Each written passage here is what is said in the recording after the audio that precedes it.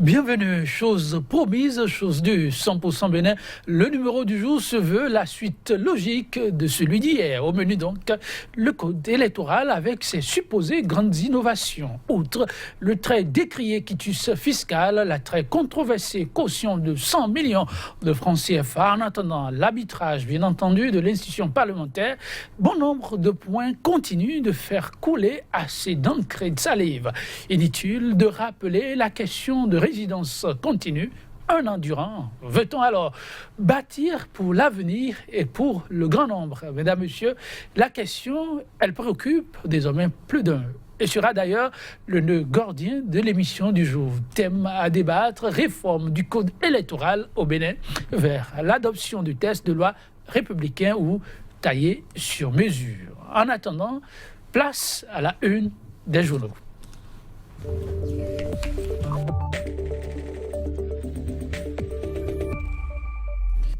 La revue de presse sera une fois encore avec Kodovi à Métonon, mais avec l'absence très remarquée du quotidien béninois d'information, la Nouvelle Tribune. On continue de croiser les doigts. Kodovi à Métonon, bonjour.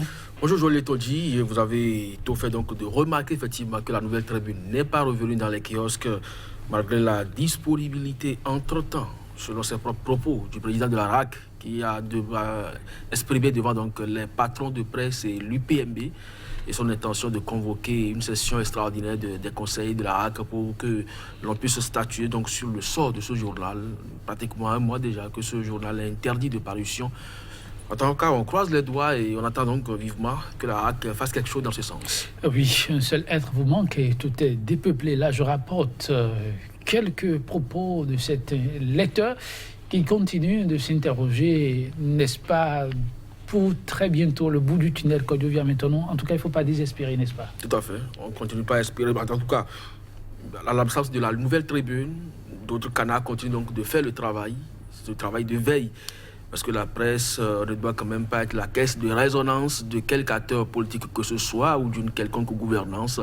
La presse, c'est l'information et rien que l'information. Les faits sont sacrés, le commentaire est libre. On peut s'empêcher donc de faire des commentaires, mais restituer les faits tels quels. Donc je crois que en la matière, le journal La Nouvelle Tribune faisait bien son travail et continuera donc de le faire, quel que soit le temps que ça va durer sa suspension. Et les journaux comme La Dépêche, L'Afrique en marche, Point Média, le Nouvel Observateur, Matin Libre et consorts que nous avons sous la main continuent de faire ce travail. Alors oui, que se passe-t-il exactement? L'actualité du jour, qu'est-ce qu'il faut retenir? Regarde nos confrères de la presse écrite.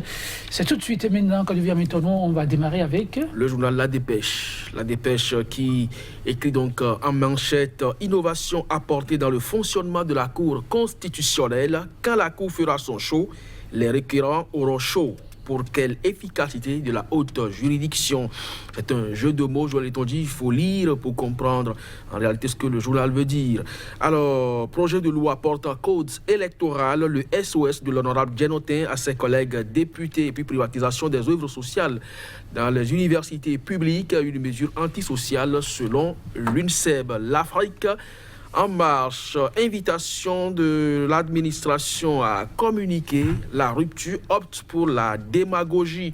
Après la normocommunication, elle veut monopoliser désormais la parole. Divulgation des identités des élèves en état de grossesse. Le ministre Kakpo a violé la loi. Et puis affaire CNSS-BIBE, le FSP dévoile la supercherie du nouveau départ, délégation donc des prestations du COUS aux partenaires privés. L'UNSEB désavoue la réforme du gouvernement. Le nouvel observateur privatisation du COUS à Bomé-Calavi, l'UNSEB, une mesure criminelle et antisociale. Et puis communication et propagande des actions du régime de la rupture. Talon s'extirpe enfin de son concept de normaux.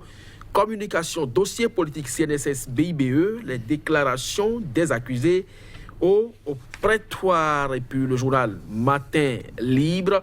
Césarienne et paludisme gratuit au Bénin, environ 2 ans d'impayés. Après 2 ans donc de centralisation de la communication, la rupture veut limiter les risques d'une option suicidaire.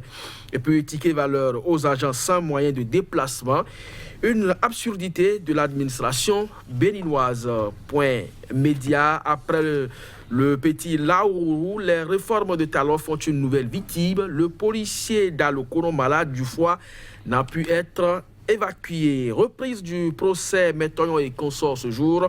Où en est-on? Le point des interventions de chaque détenu. Et puis journée nationale de la gouvernance. La NLC veut faire rendre gorge aux prédateurs des deniers publics. Merci Kodovia Métonon, et vous gardez avec vos points médias de faire ont retenu mon attention. On se rappelle tout le tollé qu'il y a eu après le décès de ce jeune homme, une fois encore, paix à son âme, et nos condoléances aux familles qui continuent de pleurer le petit garçon. Mais là, on en parle encore d'une autre victime du fait des réformes. De quoi s'agit-il là? L'homme en uniforme. Oui, il s'agit d'un policier du nom de Dalokono que le journal Point Média rapporte ici, qui serait donc malade du foie et qui nécessiterait donc pour son traitement d'une évacuation sanitaire, forcément. Mais malheureusement, ce ne fut pas le cas. Et je crois que ce sont là quelques personnalités en vue dans le cadre de ces nombreuses victimes de ces différentes réformes. Donc il y a eu assez d'anonymes dans ce cas. Vous pensez que, à l'image du petit Laourou, dont les parents sont d'un certain niveau social, à l'image de ce policier connu, vous parlez d'un homme en treillis quand même, un homme en uniforme. En dehors de cela, vous pensez que dans les coins les plus reculés et même dans les centres urbains, des gens ne meurent pas tous les jours du fait de ces évacuations? On peut en citer des exemples. Nous avons des parents qui se rapprochent de la presse pour dire...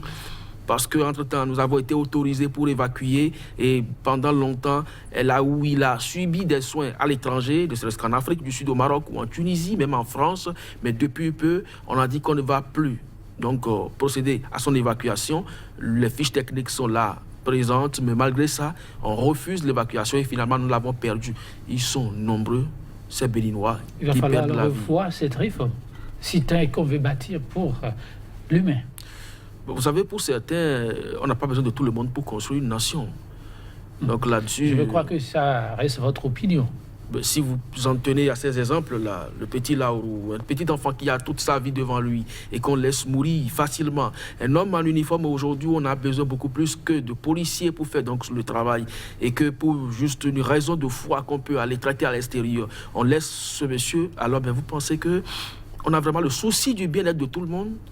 Pendant que des ministres, pratiquement au soir de leur vie, bénéficient de 100 millions de nos francs, de contribuables, pour être évacués, pour se faire soigner, revenir au pays. Et on laisse des jeunes enfants, des personnes valides, des policiers en action comme ça, mourir facilement. Vous pensez qu'on a besoin de tout le monde pour construire ce pays? De toutes les façons, moi je vous laisse à votre optimisme. Je ne crois pas qu'on ait besoin de tout le monde pour construire le Bénin. En tout cas, en ce qui concerne les autorités, si on se réfère au dossier Laourou, désormais les diligences sont en train d'être faites afin qu'on ne compte plus de ces genres de cas. On veut bien croire alors que le soldat, lui, parviendra à tirer son épingle du jeu. Kodovia Métonon, ne désespérez surtout pas. On reste avec Point Média, avec votre émission et un autre sujet qui fait sourire certains, mais l'ANC est très sérieux. Il est question désormais de bouter dehors, en tout cas nos institutions, l'administration béninoise, des faits de corruption de plus en plus criards. Oui, on parle de la journée nationale de la gouvernance et l'autorité nationale de lutte contre la corruption veut faire donc rendre gorge aux prédateurs des deniers publics. Ça me fait sourire. Vous aussi? Parce que, vous savez, Joël, on dit il n'y a aucune mesure administrative aujourd'hui qui accompagne, je veux parler d'un national juridique qui donne donc un coup de franche à cette autorité pour faire son travail. Elle ne fait que dénoncer. La dernière dénonciation en date, c'est le ministre du cadre de vie. Vous avez vu la réponse qui lui a été servie? Des gens ont été écoutés et donc il y a eu non-lieu. Alors qu'il n'y a aucun homme de droit, aucun avocat, aucun juge qui est connu de ce dossier. Cela voudra simplement dire que l'on se moque quand même des actions de cette autorité. Jean-Baptiste Elias continue pas tenu bon. Il dit, puisqu'il n'y a pas une justice qui soit rendue dans ce sens, je veux connaître quand même du dossier. Et si ce n'a pas été le cas, il faut qu'on aille jusqu'au bout. Elle va toujours dénoncer. On fera la lutte dans le sens où on veut. La preuve, hier, nous avons discuté donc de cette préoccupation-là sur ce plateau où l'honorable Aké Natondé demande au chef de l'État de sévir dans cette lutte contre la corruption, même dans son camp. Et je vous disais hier que cela explique simplement que la lutte contre la corruption n'est pas encore d'ordre général. C'est une lutte sélective. Si aujourd'hui, l'autorité nationale de lutte contre la corruption dit qu'il va faire rendre gorge donc aux prédateurs des deniers publics, de quels moyens dispose-t-il? Ah oui, une grosse interrogation. Quand je viens maintenant, préoccupation, moyens, oui, le matin libre revient aussi sur ces questions, une mission, des moyens, mais avec un autre sujet très préoccupant, celui-là aussi. Il s'agit de la césarienne et la lutte contre le paludisme. C'était annoncé pour être des traitements gratuits, on se le rappelle. Environ 2 ans déjà, qu'on constate, en tout cas rapporte Matin Libre après des enquêtes sur ce dossier, il y a 2 ans d'impayés. Donc aujourd'hui, difficile de bénéficier de la césarienne gratuitement, difficile de bénéficier des soins de traitement du paludisme sans payer. Non, je ne crois pas que ce soit encore à cette extrémité. Si on parle de 2 années d'impayés, ça veut dire que c'est depuis l'avènement de ce régime. Ça voudra simplement dire que les gens ne continuent pas à rendre ce service social aux populations, quitte à être remboursés ou plus tard. Maintenant, puisque nous sommes dans le cadre des réformes, et puisque Ramu est passé à Arche, alors n'attendez pas qu'on continue donc pas à entretenir la population comme ça se faisait. Cela voudra simplement dire que lorsque vous souffrez de paludisme, ou vos enfants en souffrent, ou votre épouse en souffre, et bien, armez-vous donc de courage, allez débourser donc vos fonds pour vous faire soigner convenablement. Lorsqu'il est question d'une intervention sur votre femme parturiente, vous devez quand même réfléchir par 2 fois et savoir à quelle structure s'adresser pour ne pas en faire les frais.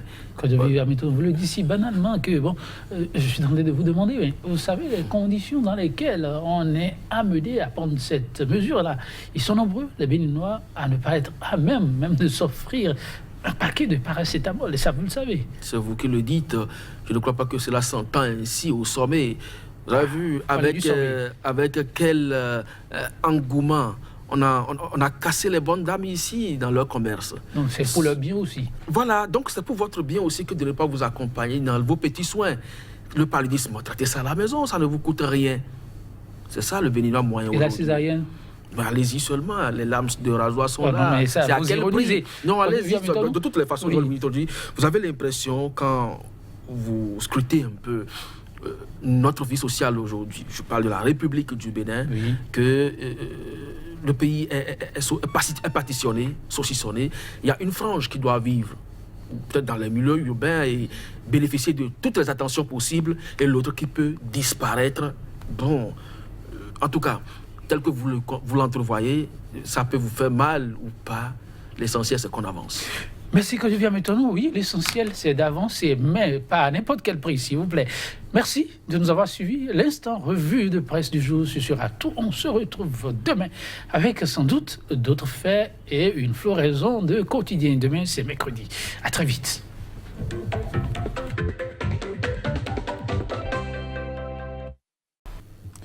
Bienvenue, chose promise, chose due, 100% Bénin. Le numéro du jour se veut la suite logique de celui d'hier. Au menu donc, le code électoral avec ses supposées grandes innovations. Outre le très décrié quitus fiscal à la très controversée caution de 100 millions de francs CFA en attendant l'arbitrage de l'incision parlementaire, bon nombre de points continuent de faire couler assez d'encre et de salive. Inutile de rappeler la question de résidence continue 1 an durant. Veut-on bâtir pour l'avenir ou pour le grand nombre ou pour une minorité? Mesdames, Messieurs, la question, elle préoccupe désormais plus d'un. Et ce sera d'ailleurs le nœud gordien de l'émission du jour. Thème à débattre, réforme du code électoral au Bénin vers l'adoption de textes de loi républicains ou taillé sur mesure. 2 analystes pour nous accompagner au cours de cette émission. On retrouve Stanislas Humbwedi, acteur politique, spécialiste du droit international économique et intégration africaine. Il est analyste politique. Il était des participants aux travaux du séminaire parlementaire de fin de semaine écoulé. Avec lui, on a démarré le numéro. Aujourd'hui, on poursuit le débat en sa compagnie. Stanislas Humbwedi, bonjour. Bonjour Joël et bonjour Merci de répondre une fois encore à notre invitation. Je serai toujours présent à votre invitation. Merci infiniment. En face de lui, Nathanaël Kitty, politiste. Il est enseignant, chercheur en sciences politiques à la FADESP, à l'université d'Abomey-Calavi. Il a suivi aussi avec beaucoup d'intérêt ce qui s'est passé de l'autre côté de l'hôtel à Zalaï, le code électoral retenu depuis que le sujet a commencé par faire des vagues à son attention aussi. Nathanaël Kitty, bonjour. Bonjour monsieur le journaliste. Merci aussi de répondre à notre invitation. Merci de nous avoir invités. Alors, quitus fiscal, caution en vue des prochaines joutes électorales, assez de sujets brûlants autour du code électoral qui sera revu au goût du jour dans les tout prochains jours, sans nul doute. Alors, Nathanaël Kitty, l'université a suivi un peu ce qui se fait aujourd'hui. Avant d'arriver au fond du sujet, pour juste prendre aussi le train en marche par rapport à la monture de ce qui circule et qui a nécessité ce séminaire parlementaire. Quel est le regard de l'universitaire? Je vous remercie. Je pense qu'il y avait notre doyen, Maître Robert Dossou, qui, lors d'une émission à l'ONTB, disait il y a 2 semaines qu'il a constaté qu'il y a des wagons de loi qui vont à l'Assemblée nationale. Ce qui est vrai, et on constate qu'il y a un nouveau wagon qui vient d'être rempli et déposé à l'Assemblée nationale. Un nouveau wagon. Le code électoral, c'est un wagon de loi? Le code électoral. Je le dis parce que je constate que il y a des arrière-pensées derrière ce code électoral. Alors que chez nous, il y a un adage qui dit que la guerre a envahi le pays où Dossou le lépreux était seul à rester. Et il s'indigna. Si je n'apparais pas à ses ennemis, cela leur ferait croire qu'il n'y a âme qui vive ici. Il est temps que les intellectuels, les hommes politiques, les cadres, les Béninois qui suivent l'actualité nationale s'indignent contre ce qui se passe. Parce que le code électoral, c'est une loi très importante. Le code électoral gère les élections auxquelles tout citoyen remplissant les conditions peut participer. Tout à fait, Nathanaël Kitty. C'est la raison pour laquelle oui, nous devons nous intéresser à ce qui se passe aujourd'hui. Et justement, pour que tout le monde s'y intéresse, les élus du peuple ont jugé bon, au lieu de rester dans les 4 murs de l'hémicycle pour trancher, ont jugé bon s'ouvrir au grand nombre. Un séminaire a donc conséquemment été organisé. Et à l'occasion, les portes étaient grandement ouvertes, aussi bien aux élus du peuple, les premiers concernés, pour décider finalement, mais aussi aux acteurs politiques. On a vu même des têtes couronnées, on a vu des analystes. Vous voulez encore quoi? Non, moi je pense que le processus a été biaisé d'abord. Le processus a été biaisé parce que j'ai comme l'impression que ce qu'on a l'habitude de dénoncer depuis 2016 à l'Assemblée nationale, où il y a un bloc de la majorité présidentielle qui vote les yeux fermés tout ce qui arrive là-bas, est en train d'être monté. Et puis ce qui s'est passé la dernière fois, a été monté de toutes pièces pour donner une coloration de consensus à ce projet de loi.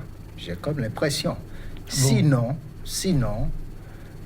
à l'élaboration du projet de loi, on devrait associer les spécialistes de ces questions-là que nous connaissons dans notre pays et qui s'intéressent aux recherches sur le sujet.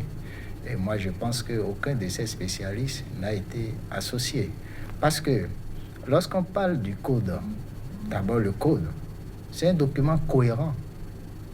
C'est un document cohérent. L'actuel document n'est pas cohérent? Et lorsque vous prenez le code qui est en vigueur, et ça manque de cohérence. Lorsque vous l'ouvrez, vous lisez, vous constatez que c'est un assemblage des lois électorales.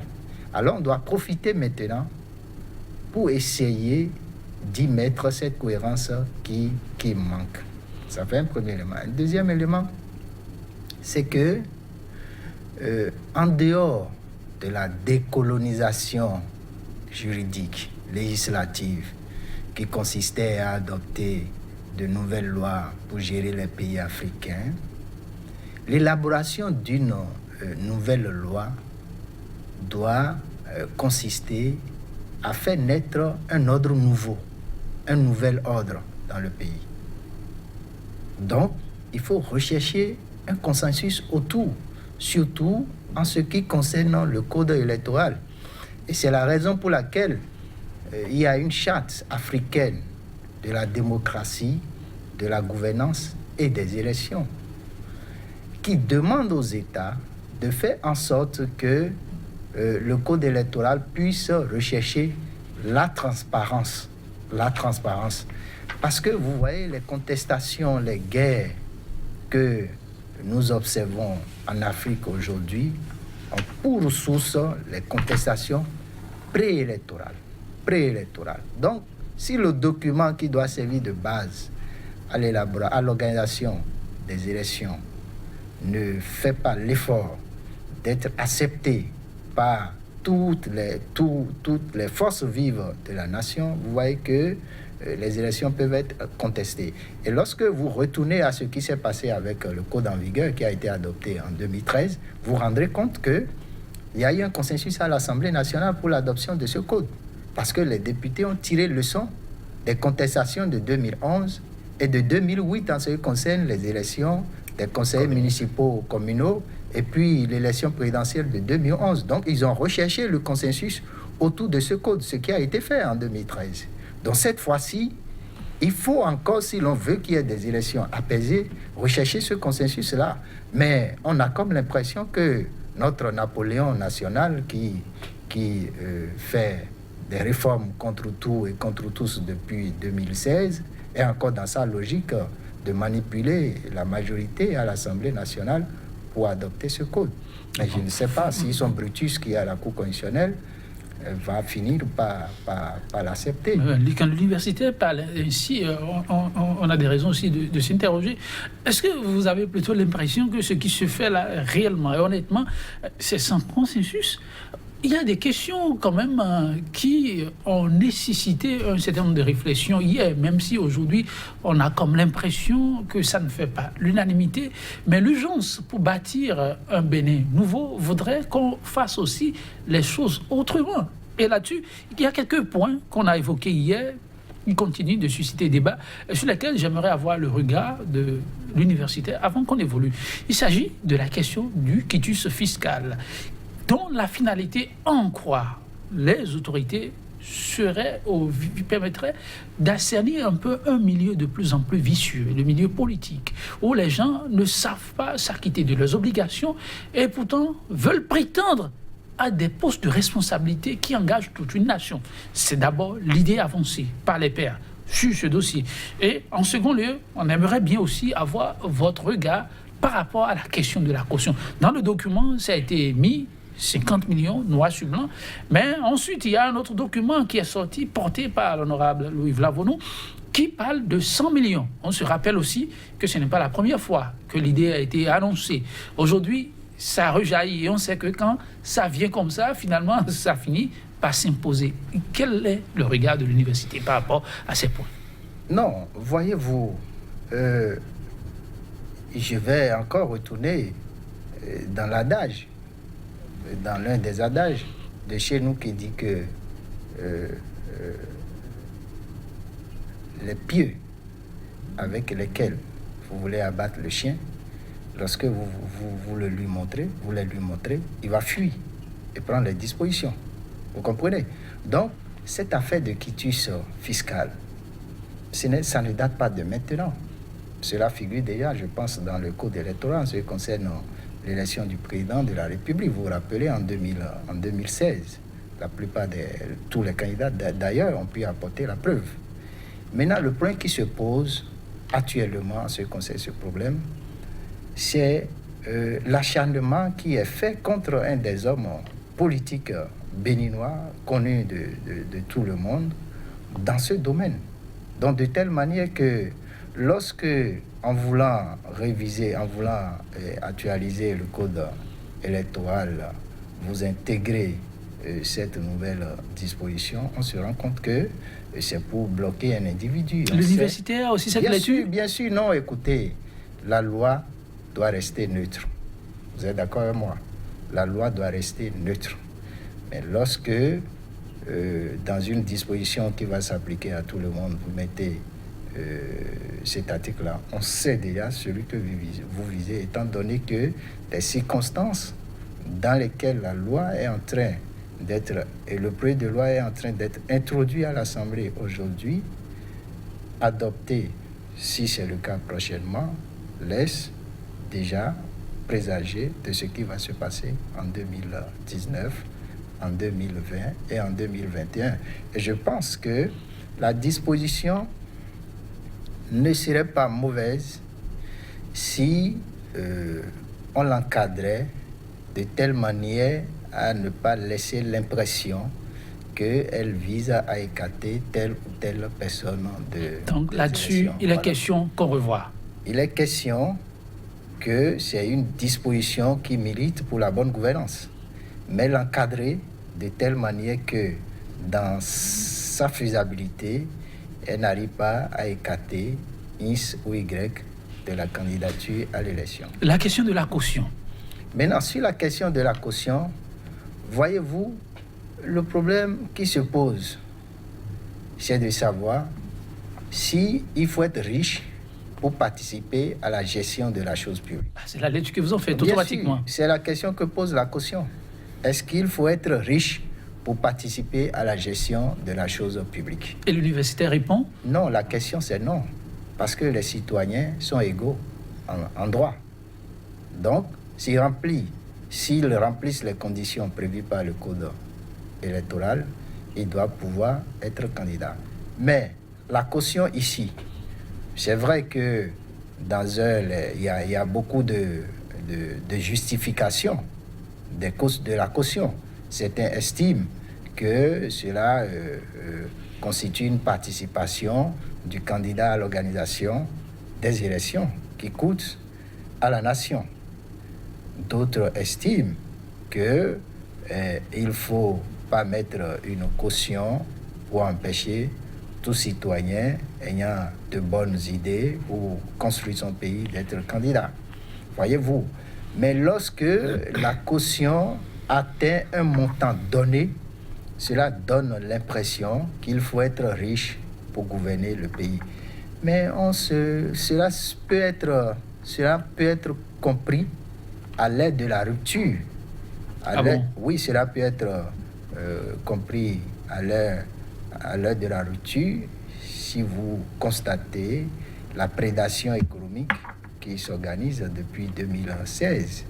Donc l'intention, c'est de s'enrichir suffisamment, empêcher les autres comme on s'est enrichi suffisamment, empêcher les autres qui n'ont pas les moyens pour être candidats. Et c'est ça qui amène à afficher la caution à 100 millions ou à 50 millions. Mais dans le projet, moi j'ai lu 50 millions. Oui. Voilà, certains disent qu'au séminaire, il a été question de 100 millions.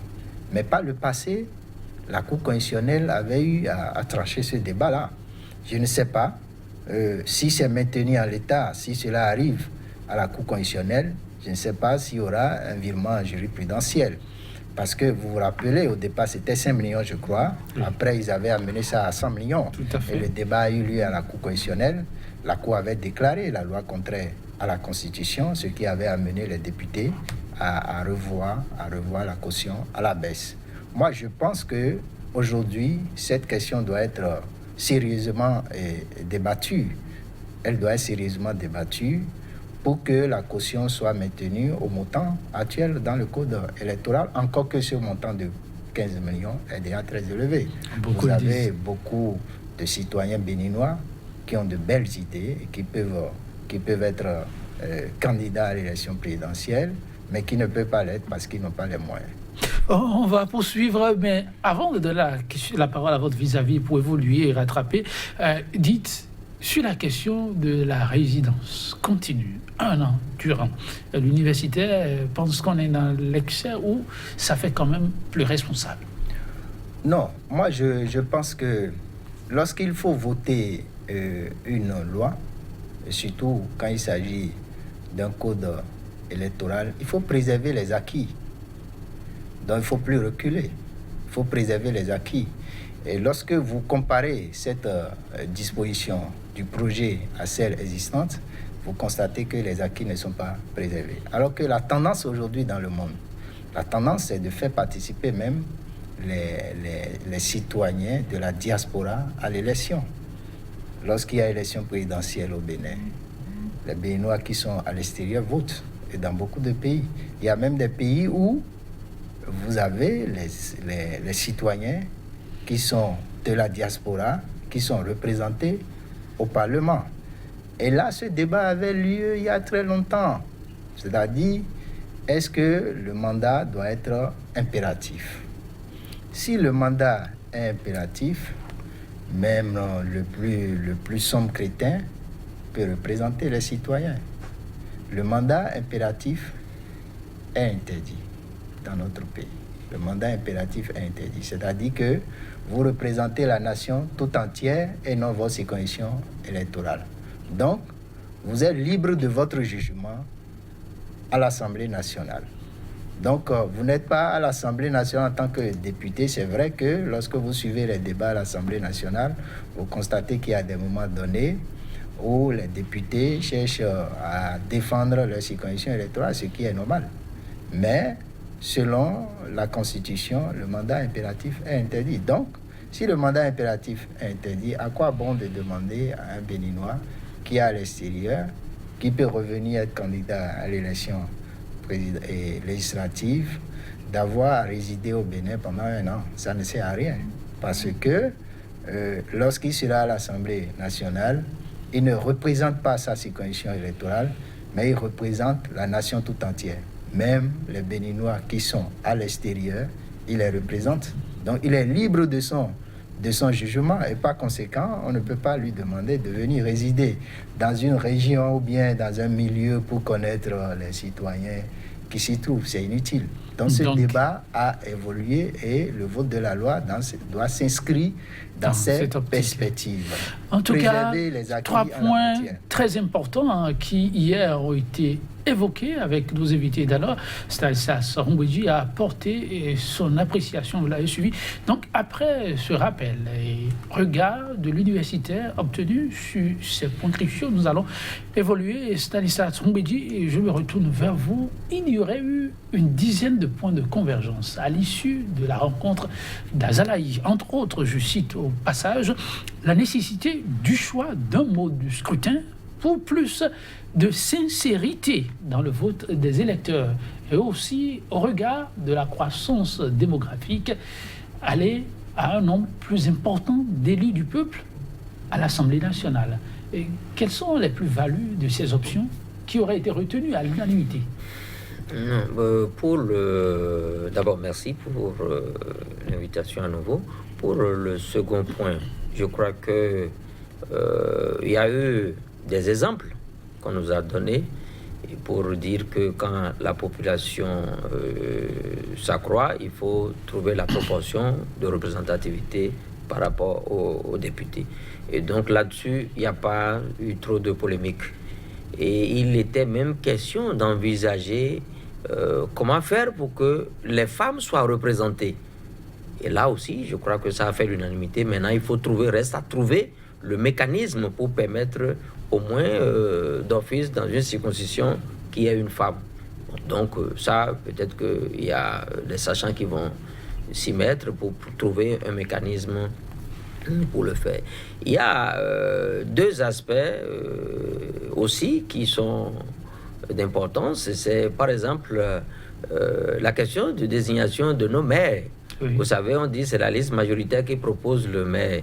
Et donc, nous avons vu toute une flopée de destitutions et de vents, d'instabilité dans nos communes. Vous avez trouvé la formule désormais pour éviter cela? On n'a pas trouvé la formule, mais il y a eu la tendance majoritaire, c'était de préciser les choses pour que qu'il n'y ait pas équivoque, qu'il n'y ait pas double interprétation des dispositions du code. Donc, il était compris de tous que la liste majoritaire, c'est elle qui propose celui qui sera le maire. Mais on a vu est-ce que vous avez changé vraiment, vous avez changé de forme là, parce que quand on dit liste majoritaire, ce à quoi on a assisté pour certaines destitutions, ce qui a été finalement retenu, c'est que oui, celui que nous avons retenu maintenant, certes, ne provenait pas d'une liste majoritaire de départ, mais à l'élection, il se trouve que c'est une majorité qui l'a proposé. Ça a été une interprétation. C'est une interprétation, mais c'est une aberration. Et le fait d'évoquer le sujet nous a tous convaincus que tout ce qui est fait dans ce sens était juste un montage pour se sortir d'affaires. Et quelle a été l'innovation retenue finalement? Non, c'est-à-dire les voix s'accordent, qu'il y ait plus de précision pour que demain on n'ait pas... Donc le soin est laissé aux députés pour apporter la précision. Pour apporter la précision, pour qu'il n'y ait plus d'interprétation allant dans tous les sens. L'autre chose, c'est également l'organisation d'une élection, parce que nous avons constaté que dans les années à venir, nous serons constamment sollicités pour les questions électorales. Et donc, pour une rationalité économique, comme on le dit, il est souhaitable d'aller à une sorte d'élection générale pour qu'on ne soit pas constamment en campagne. Et deuxième, ce qui couple avec, c'est qu'il faut permettre à ce que les différents acteurs aient suffisamment de temps pour faire leur campagne, pour faire comprendre ce qu'ils ont à proposer au peuple. Assez d'aspects évoqués. Et là-dessus, il y a eu beaucoup de polémiques. Il y a ceux-là qui voudraient quand même qu'on fasse attention pour ne pas, voulant faire une élection générale, faire des couplages inutiles pour créer d'autres problèmes. Donc, moi, je pense que, oui, une élection générale, pourquoi pas, qui donne la possibilité d'avoir une période de campagne au-delà des 15 jours qui sont dans le document. C'est-à-dire, on peut décréter qu'on peut avoir au moins 3, 5, 6 mois de campagne. Là, les candidats auront le temps d'expliquer au peuple ce qu'ils comptent faire avec le mandat qu'ils sollicitent. 3 mois de campagne au Bénin?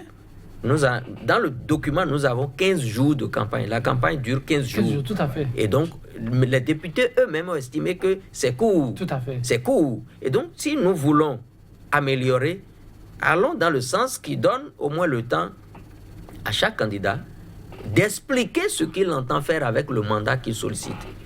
Et l'autre chose, l'élection générale, faut pas confondre avec le couplage des élections. Il y a une nuance. Il y a une nuance. C'est à quel niveau? Le couplage peut s'opérer, par exemple, le même jour. C'est ce qu'on a vécu, je crois, c'était en 2015, où on a fait les communales et les locales ensemble. Ça, ce sont des couplages. Le jour, vous allez dans le poste de vote, vous avez les deux urnes. Ça, on vous dit, ici, vous votez pour les élus locaux, ici, vous votez pour les élus communaux ou municipaux.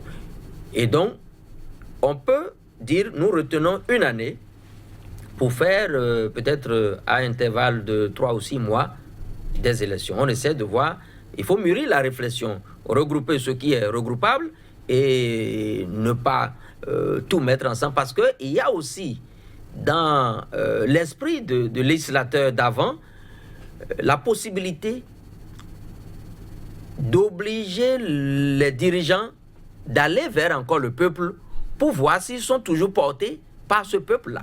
Parce que si un président arrive, il commence par faire les choses qui ne vont pas dans le sens des aspirations du peuple, qu'il y ait une disposition qui l'oblige à retourner, pourquoi pas peut-être pour les législatives. Et en ce moment, le peuple va pouvoir lui dire dans les urnes, attention, nous ne sommes pas d'accord pour ce que tu fais, ou bien nous sommes d'accord, continue. Et tout ça, ça transparaît. Est-ce que vous n'empiétez pas sur cette idée qui, somme toute, elle est novatrice? C'est pourquoi nous disons, l'idée de l'élection générale ne doit pas nous amener à faire des couplages inutiles. Je dis qu'il est à souhaiter qu'on puisse décaler. Hein? Si on le fait, on tient par exemple, je donne un exemple à tout hasard, je n'ai pas mûri la réflexion, hein, l'élection présidentielle tel mois de l'année, en mars, il faut peut-être attendre peut-être septembre pour organiser peut-être les élections communales et locales. Pourquoi pas? Pour être concret, par exemple, lorsque l'idée, puisque je trouve que ça pourrait être une boîte à Pandore, lorsque l'idée est maintenue et celui qui vient peut décider, après, bien entendu, validation de l'élection parlementaire, si le consensus est et ce sera là la voix de la majorité pour le vote. Alors, lorsqu'on arrivait à retenir comme formule que ces élections générales se feront pratiquement la dernière année ou l'avant-dernière année de mandat, quelle pression ceci peut-il avoir encore sur quelqu'un qui gère, sur quelqu'un qui est au pouvoir? C'est pourquoi il ne faut pas aller à la va-vite. Et je suis de ceux-là qui pensent que ça nécessite moult réflexions. Il faut organiser une séance pour retourner. 24 heures. Ça n'a même pas duré 24 heures. Les parlementaires n'ont pas suffisamment de temps. Là-bas, ça va à une vitesse de croisière. C'est pourquoi je dis, même des fois, on est pressé, mais il faut aller doucement. Et là, dans le contexte actuel, je ne vois pas ce qui presse si tant. Parce que c'est une loi très sensible. C'est une loi très sensible. Et donc, il faut prendre tout le temps nécessaire pour réfléchir, tourner ça dans tous les sens. Mais si nous voulons, parce qu'on se dit qu'on est pressé, il faut réformer, nous allons tomber les deux pieds joints dans des situations qu'on ne souhaiterait pas vivre. Nathanaël Kitty, le Bénin veut une fois encore innover par le biais des élus du peuple. Et là, deux pans non moins négligeables du contenu du code électoral en gestation. Il s'agit d'abord du choix à opérer pour éviter qu'il y ait tout le spectacle désolant auquel on a assisté au niveau de nos communes, les défections, mais surtout les destitutions qui ne disent pas le nom, en dépit des tests qui seraient bien limpides. Mais là, des réflexions sont à ce qu'on trouve le mécanisme pour que ce soit davantage limpide, que le concept de majorité soit compris et qu'on évite les interprétations. On se demande comment on peut éviter les interprétations. L'idée, sur notre plan, est à celui des élections générales et votre vis-à-vis précise qui s'est à nuancer avec le couplage. Moi, je pense que pour les maires, l'élection des maires, il faut réviser la loi sur la décentralisation. La loi sur la décentralisation. La loi elle-même. Oui, la loi sur la décentralisation, il faut revoir cette loi-là. Il ne faut pas que le chef de l'État ait le pouvoir de révoquer le maire. Ce n'est pas bon. Parce que le maire, il a une double légitimité. Il a la légitimité populaire, il a la légitimité des conseils. Donc, il faut peut-être donner à la justice le pouvoir de condamner un maire lorsqu'il s'avérait qu'il a commis des actes qui sont contraires à la bonne gouvernance. Et en cas de condamnation, peut-être en ce moment qu'il peut être destitué. Encore qu'on peut penser que le ministre de la Justice peut manipuler le paquet pour pouvoir poursuivre les maires. Là, ça c'est autre chose. Même si le procureur est manipulé, le juge est indépendant. Donc moi, je pense qu'il faut réviser la loi à ce niveau-là. Maintenant, sur le code électoral, en ce qui concerne l'élection des maires, il faut permettre à ce que ce soit la liste qui a eu la majorité à la proclamation des résultats et non la majorité au conseil communal. Okay. Voilà, c'est là où se trouve le problème. C'est-à-dire à la proclamation des résultats, quelle est la liste ayant obtenu la majorité. Donc le maire provient de cette liste et non la majorité au conseil communal. Vous voyez ce qui s'est passé à Parakou. Oui. Encore que, lorsque vous retournez dans les débats en son temps à l'Assemblée nationale, quelle était l'intention du législateur? C'est de stabiliser le conseil communal. Donc en principe, ce qui s'est passé à Parakou ne devrait pas se passer, ne pouvait pas être validé par la Cour suprême. Moi j'ai été surpris quand la Cour suprême l'a validé. Bon, c'est une décision de justice, je la respecte. Maintenant, en ce qui concerne les élections générales, ce n'est plus possible au Bénin. Moi, je ne sais pas pourquoi les gens reviennent sur ce débat-là. Vous dites ce n'est plus possible au Bénin. Ce n'est plus possible au Bénin à moins de réviser la Constitution. La Constitution est claire. Le mandat du chef de l'État, c'est 5 ans. Le mandat des députés à l'Assemblée nationale, c'est 4 ans. En 2019, il doit y avoir élection législative. Vous voulez faire quelle élection générale? Vous voulez faire quelle élection générale alors? Ce n'est plus possible au Bénin. Le mandat des députés, c'est 4 ans. Donc en 2019, il doit y avoir élection impérativement. Oui, impérativement. Sinon, la Constitution serait violée. La Constitution serait violée. Je prends l'article 80 de la Constitution qui détermine le mandat des députés à l'Assemblée nationale. Ça, c'est l'université qui parle. Mais l'université, en parlant, oui, ça, c'est la Constitution. Il ne faut pas l'oublier. Ce n'est pas l'université, c'est la Constitution. C'est la Constitution, oui, qui nous rappelle ce qui est écrit dans la Constitution qui mérite d'être respecté. Mais lorsque l'universitaire parle, qui rappelle les écrits de la Constitution qui sont à respecter, est-ce qu'il n'oublie pas un détail non moins important, qu'il a en face des acteurs politiques et qui, déjà, on entend parler de révision ciblée de la Constitution.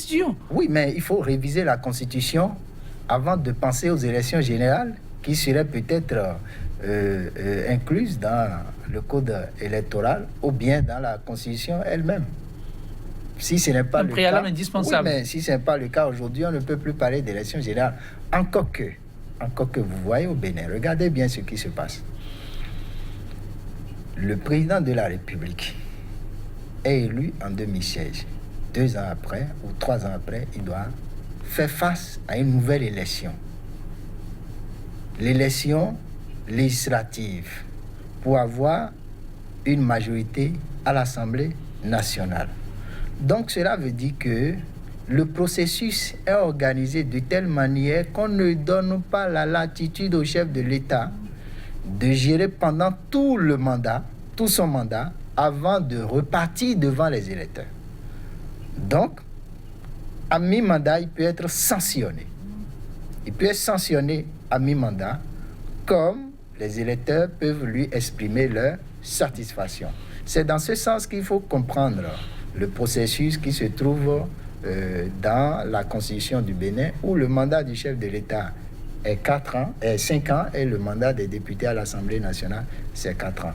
Quand on parle de couplage, encore que dans les pays dans lesquels il y a ce couplage, les voix montent de plus en plus pour demander à ce qu'on mette fin au couplage pour permettre qu'il y ait un processus par intervalle pour permettre aux électeurs de pouvoir sanctionner à un niveau donné quand ça ne marche pas. Je pense qu'il faut maintenir ce processus-là, même s'il doit y avoir révision de la Constitution. Mais lorsqu'on avance l'idée de recettes qui parfois peuvent être handicapantes par rapport à l'organisation, mais qui, de l'autre côté, peuvent aussi être utiles pour réaliser de grandes infrastructures, donc essayer de faire un peu d'économie pour l'État. Non, mais la question, c'est de savoir pourquoi les élections coûtent cher. Les élections coûtent cher parce qu'il y a la corruption électorale, c'est tout. Simplement. Oui, simplement parce qu'il y a la corruption électorale. Les élections coûtent cher parce qu'il y a un manque de patriotisme. Moi, je dis, les agents des bureaux de vote, pourquoi doit-on les payer? Si on demande à chaque parti politique de proposer dans les bureaux de vote, pourquoi doit-on payer les agents des bureaux de vote? Pas patriotisme. Pas patriotisme. Encore que vous avez les représentants des candidats qui sont présents. Donc, voilà autant de choses qu'on peut éviter dans notre pays. Maintenant, les autres questions en ce qui concerne la corruption électorale, ça dépend de chaque candidat. Vous voyez, s'il y a la transparence dans les élections, elles vont coûter moins cher. Mais s'il n'y a pas la transparence dans les élections, elles vont coûter de plus en plus cher. Au-delà de ça, il y a un élément sur lequel je veux revenir, c'est la Sénat. J'ai suivi le débat sur la professionnalisation de la Sénat. Moi, je pense que dans ce débat, beaucoup passent à côté. Beaucoup passent à côté. Il y a eu quelques avancées. Je ne vous interromps pas, mais il a raison. Il y a eu quelques avancées. On va écouter plutôt Léon qui va nous, Stanislas Mbouidi, pour revenir un peu sur les grandes idées évoquées sur la question. Et après, on revient vers vous. Oui, Stanislas. C'est l'autre question que vous voulez évoquer. Par rapport à la Sénat, il y a qu'il faut prendre beaucoup plus le temps pour bien apprécier les propositions de la Sénat. Parce que la Sénat a eu du temps pour éprouver nos lois électorales et ont décelé les insuffisances. Maintenant, ils ont proposé dans un document. Mais au cours du séminaire, ils ont exposé. Et je souhaite beaucoup plus qu'on fasse davantage unanimité autour des propositions de la Sénat. Par exemple, la Sénat dit qu'il faut permettre déjà au niveau de chaque bureau de vote l'affichage des résultats tels qu'issus des urnes. Et au niveau, de l'arrondissement, oui, c'est déjà la Sénat par qui fait rapport ses à propositions. l'ossature, Ça même, donnera et plus. la mission de la structure, telle évoquée par les élus du peuple et les acteurs politiques, rien de concret. La Sénat elle-même a souhaité prendre possession désormais, par exemple, de l'actualisation de la liste électorale, et de la gestion du fichier et tout ce qui va avec, vu qu'elle est permanente, elle est là. Donc, il faut lui accorder plus de prérogatives pour mieux maîtriser le processus du début jusqu'à la fin. Et là-dessus, je ne crois pas qu'il y ait eu trop de polémiques autour. Donc, et acteurs politiques et ceux qui sont à la Sénat semblent s'accorder sur ce point-là. Ok, semble oui. Moi, j'ai une autre vue. Okay. J'ai une autre vue parce que dans la proposition, ça passe de 5 à 9. Tout à fait. Et vous avez le chef de l'État qui nomme, oui. Vous avez la société civile et vous avez les magistrats. Mais les magistrats, c'est l'UNAMAP. Quelle est la différence entre l'UNAMAP et la société civile? L'UNAMAP fait partie de la société civile. Et de plus en plus, la société civile... Mais je ne vous arrête pas, mais il y a autre chose en dehors de l'UNAMAP. Et cette polémique date d'il y a longtemps. Attendez, l'expérience de la société civile n'a pas été concluante. C'est la raison pour laquelle, d'ailleurs, à la réforme de 2013, vous avez constaté que la société civile a été exclue de la composition de la Sénat. Voilà, parce que l'expérience n'a pas été concluante. Certaines sociétés civiles sont traitées de gouvernementales. Comme vous le constatez encore actuellement, vous avez déjà une société civile gouvernementale qui est en train d'être mise en place et qui demande la révision même de la Constitution pour installer la Cour des comptes. Ah, c'est pas une société civile neutre? C'est une société civile gouvernementale. Moi, je le dis et je l'assume. Donc, vous voyez, en ce qui concerne la Sénat, ce qu'il faut faire, c'est la professionnalisation. Faire de la Sénat une institution dans laquelle vous avez les professionnels de la question électorale. Ce sont ces professionnels de la question électorale qui sont désignés à la Sénat et qui gèrent la Sénat. C'est ce qu'il faut faire. Et non répartir la désignation entre majorité et minorité et président de la République. Quel est le profil de ceux qui seront désignés à la Sénat? C'est le profil qu'il faut déterminer, comme c'est le cas pour l'ANT. Est-ce qu'il faut des juristes publicistes, des juristes politistes, des démographes, des sociologues, des statisticiens? C'est ça la professionnalisation de la Sénat. À l'université aujourd'hui, on forme un master sur la gouvernance électorale. Et vous avez beaucoup de Béninois qui sont dans les institutions internationales et qui se sont spécialisés dans ces questions. C'est là où se trouve le débat. La Sénat doit devenir une institution technique qui organise les élections et non une institution politique. Au-delà de ça, on donne à la Sénat aujourd'hui le rôle de COS-LEPI, alors que le COS-LEPI participe à l'actualisation. Et vous avez les hommes politiques qui sont représentés au niveau du COS-LEPI, majorité et minorité. Donc, et ils s'entendent, acceptent, disent oui, cette liste-là, nous pouvons aller aux élections avec. Lorsque vous donnez à la Sénat, les hommes politiques ne seront plus présents. Ils ne seront plus dans le système. À quelle étape ils vont valider alors la liste qui va servir à l'organisation des élections? Et au-delà de ça, lorsque vous prenez l'ANT telle que c'est, il faut revoir. Il faut revoir l'ANT telle que c'est. Parce que lorsque on donne à la Sénat les attributions du COS-LEPI, que deviendrait l'ANT? Une grosse interrogation. Une grosse interrogation. Donc moi, je pense que au sein de la Sénat, on doit suffisamment avoir de spécialistes de ces questions électorales qui vont s'occuper de tout le processus. Et là, ça va participer véritablement à l'économie et à la simplification. Mais tel que c'est aujourd'hui, où juste la question, c'est de savoir qui va aller, qui ne va pas aller, moi, je pense que le problème n'est pas réglé. Mais il y a un autre élément, monsieur journaliste, si vous permettez. Rapidement. C'est en ce qui concerne la question sur le taux de représentativité au plan national. la représentation, la répartition du nombre de sièges. J'ai lu ça dans la loi. Je pense qu'il faut beaucoup faire attention. Ça a de conséquences aussi bien politiques qu'institutionnelles. Expliquez-vous. Vous voyez, tel que c'est organisé aujourd'hui par la représentation proportionnelle, au niveau des circonscriptions électorales, vous avez tous les groupes ethniques qui sont, les grands groupes ethniques qui sont représentés à l'Assemblée nationale. C'est pacificateur. C'est très pacificateur.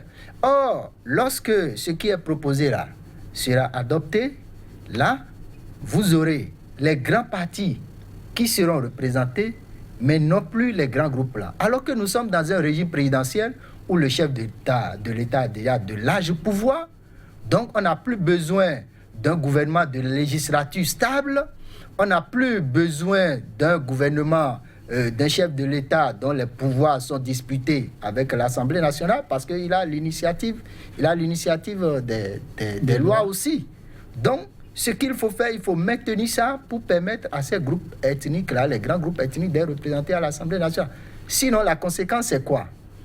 Vous aurez une opposition extra-parlementaire qui va grossir ses rangs, de telle manière que ça va mettre beaucoup plus de pression sur la gouvernance du chef de l'État. Et s'il va aux élections présidentielles de 2021, il échoue irrémédiablement. Stanislas Ombodji, oui, assez d'éléments. Hein.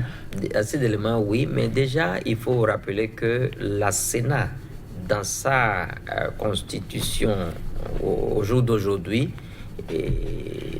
donne la possibilité à tous les courants politiques d'avoir, en tout cas ceux qui sont déjà à l'Assemblée, d'avoir des représentants au niveau Lui, il parle de professionnalisation. Il faut Je suis d'accord, on est d'accord.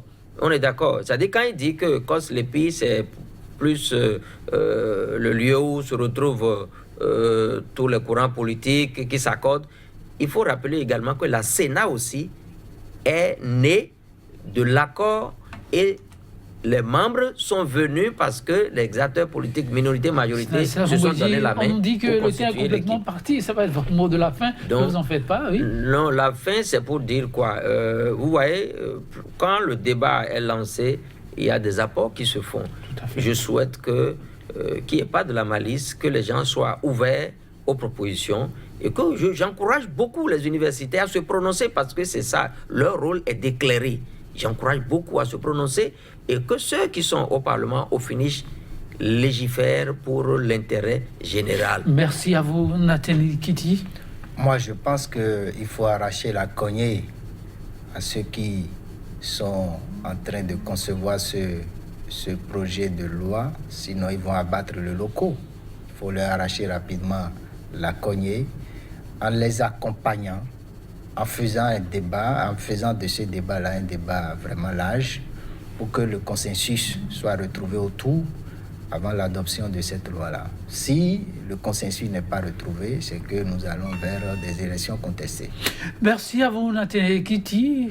Merci, Stanislas Ombodji.